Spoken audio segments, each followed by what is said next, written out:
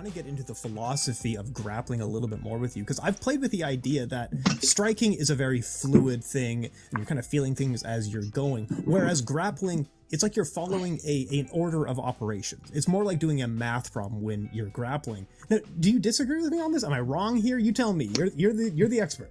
I think if you're talking about me, I disagree with you. I think if you're talking about most people, I would absolutely agree with you. I think that that's most of what is done in jiu-jitsu, especially by the best in the world, is done with procedure, patience, and kind of like you said, it not scripted per se, but that's the intention. The intention is to try to make it step 1 to step 2 to step 3.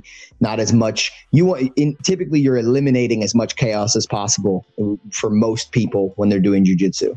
Like for example, Gordon Ryan, my teammate, is a perfect example of this. Like, he's got incredible jiu-jitsu, and that's exactly how he operates. But I would disagree with you when we're talking about me, because I don't operate like that at all. I'm complimented that you said you're right, except when it comes to me. So what sets you apart? What makes you different here?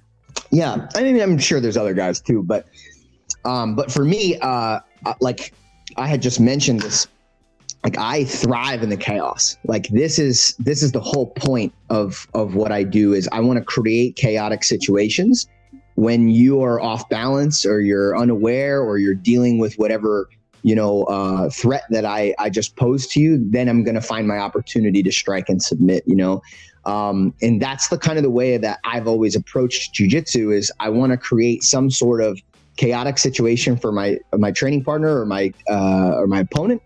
They have to deal with it, and then that's going to give me the opportunity to get what I want, as opposed to this just incremental control that eventually there's no more exits, where you eventually submit the person. I'm not saying I'm not capable of that. There have been times in my career where I've done it, but I think I do much better creating chaos and capitalizing on it, because I feel as though that's something other people have a lot more difficulty with. They look at a scramble and they see, and that is that chaos. They look at a scramble and what they see is, oh, in an uncontrolled situation, anybody can win. But if you're the guy that's constantly creating scrambles and that's what you do, for a living, basically, you're going to be the one that's going to win most of those. And I've made a career on that. And that's why I've been known as the most exciting grappler that's ever lived. Man, absolutely correct. I remember like 10 years ago, I remember the guys on the Sherdog radio were talking about this Garry Tonon guy. And then like, it's just crazy that I'm talking to you now, but I did want to ask you, because it seems to almost be the inverse of what you talked about on some of the instructionals. Because I've read the reviews for your, the very popular instructional Habits for Highly Effective Jiu-Jitsu, which has glowing reviews, but people talk about your ability to break things down into like almost like an if-then scenarios, this sequential order. So like, how do you almost teach jiu-jitsu differently than how you personally think about it? No, I mean, well, there are aspects of it. Like it's not that there's still not, some level of procedure. Like, when it comes to finishing a submission or moving from one position to the next or whatever, that still exists. But there are other things. And it's funny because that you mentioned the habits for highly effective jiu-jitsu, because I actually believe that this is probably the most important part of what I'm referring to when I'm talking about in terms of capitalizing on scrambles, is having good habits. And habits are going to be what is going to be the determining factor in whether or not you win these scrambles and you get to these dominant positions where you'll eventually be able to submit. Sure, at some point, you need to be able to control your opponent and work to a submission, even if you're creating chaos ahead of time. The chaos is there to create the opportunity to then control and then submit your opponent. And if you get in a habit of doing certain things, it's listed, I do some of the things in the DVD, and I did them in a little bit in the Shoot to Kill one, Wrestle, Scramble, Submit, because I talk a little bit about scrambles in that one. There are certain things that you can do during these seemingly uncontrolled situations that are going to make sure that you win more often than your opponent in these situations. But it's not necessarily like, always a step 1, step 2. I give you a, an initial, fork in the road that could go, several different directions based off of the reactions that your training partner might have. And then I say, okay, you choose the best option given the circumstances. And that is the inherent problem with creating chaos, right? Is that there's not a 100% predictable reaction, which is, again, like I said, is kind of more like the Gordon approach. It's like, okay, I'm going to create this dilemma. He's going to have only two ways to go, and both of them are bad. And and now I got the guy. There may be many more potential options, when you're creating chaos. But if you have good habits, to give you a good example, instead of just talking over myself all the time, if I create a scramble situation and my opponent takes the back, immediately moving to an ear to back situation ensures that as they're turning and trying to prevent me from trying to get to their back, I'm going to be the one that wins most of the time. And I list that in the Highly Effective Habits DVD. That's one way that you could be more sure that you're going to be in a dominant position in a scramble than, your opponent. So little things like that. And it seems very minor, like, oh, put your ear on your training partner's back. It's like, well, how is that a big deal? But as you go through the process and you learn more about how well that controls your opponent, you'll realize that will be a huge factor in whether or not you're the one that ends up behind somebody in these seemingly chaotic situations. It's incredible to hear you talk about some of these things. So just like the ear to the back situation, it's such a minute detail that if you screw it up, now you're submitted. But if you succeed in it, you're going to win the match. Like, it's just insane the amount of details that you are seeing in these things. It's just incredible, man. Yeah. Thank you, man. Appreciate that. Awesome. And I'll put the links down below for all that good stuff. Cool. I wanted to know a little bit more. So your origin was quite funny to me because now you're in MMA, but you went to an MMA gym when you were younger and you thought, man, they're not doing jiu-jitsu, so I'm leaving here. Eventually you did find a jiu-jitsu gym, but now you're back in MMA. So what was the origin story? And then how did you find your way back into MMA? Yeah. So you calling somebody, especially back then, to me, an MMA gym was a bit of a slur. And the way that I perceive it, because, back then and still today to some degree, if I'm referring to some places an MMA gym, it's typically just a random collection of people doing different things and nobody really is good at anything. It's just like, one guy kind of knows how to kick and punch, and then like another guy kind of knows how to halfway grapple, and they're all kind of showing up in a garage and beating each other up. And okay, you know what I mean? Like, you're gonna get better than the person that's on the street, right? But like, you're probably not going anywhere. You're probably not going anywhere past like a mid-level record, or even fighting anywhere past amateur. Doing things that way, you have to approach perfection in at least one area, if you ask me. Nowadays, there are MMA gyms for highly advanced professionals who are all training together, under one roof. One of them that I've been to before, so I work with Andre Feely sometimes, the Alpha Male. And obviously, you got a bunch of world champions and people that are contenders for world championships all under one roof. And like, yeah, like the good things are going to happen. But that's not what I'm talking about when I say I started at an MMA gym. I wasn't a place like that. It's a small place where, like I said, a random collection of various martial arts, and none of them were being taught particularly well. So yeah, it's different now. My approach to MMA now compared to what it would have been, perhaps it's like, I stayed at that original place, is completely different. We're taking a very scientific approach to what we're doing. John has a very structured understanding of mixed martial arts. He's been coaching it for a long time.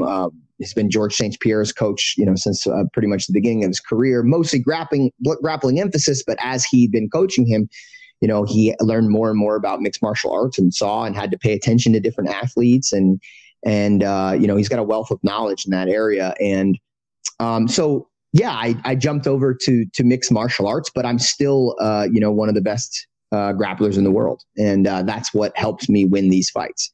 I add the rest of it in, and there's a whole lot more to learn when it comes to mixed martial arts, but grappling is still going to be my forte, forever.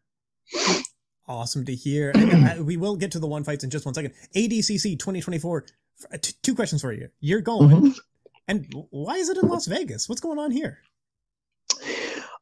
Yeah. So ADCC is always like a little bit. It's funny. I've done pretty much every single one since 2013. So I always, the past couple of ADCCs where people were asking me if I'm doing it, and I'm like, Obviously. Maybe, no, but it's always like a maybe, even though like I have done it every single time. It's like, it's always a maybe because I don't know what's going to happen in my fighting career. Like, after this fight, like maybe I'm a contender for the title again. Like I'm certainly going to push for it. Right.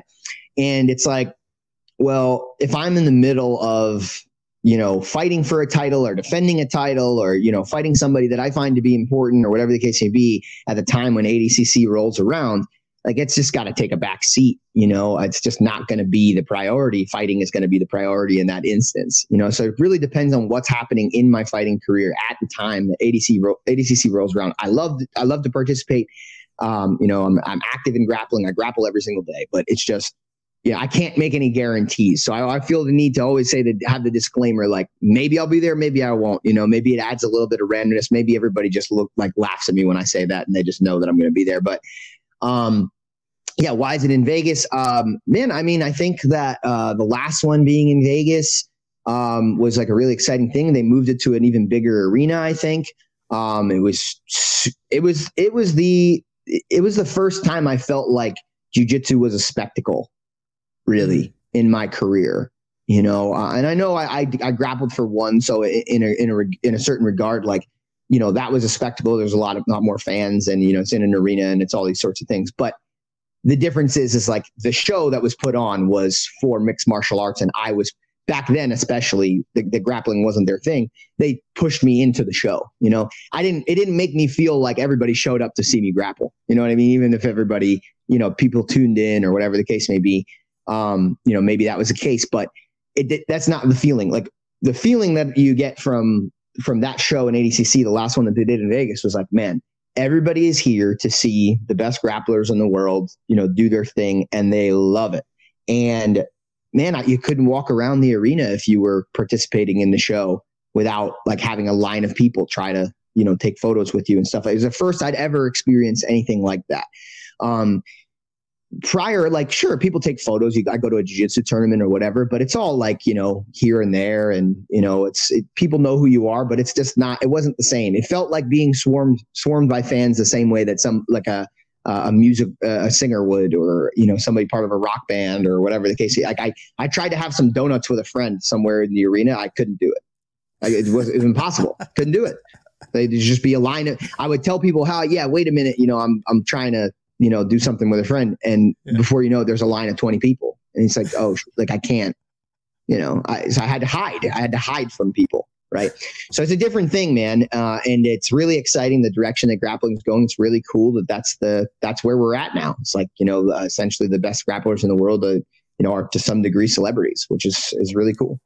Man, we've come a long way. It's been a long journey to get here. But upcoming here on July 14th, you're going to be fighting the undefeated Russian Shamil Gasanov. This is going to be at 1 Fight Night 12 on Prime Video.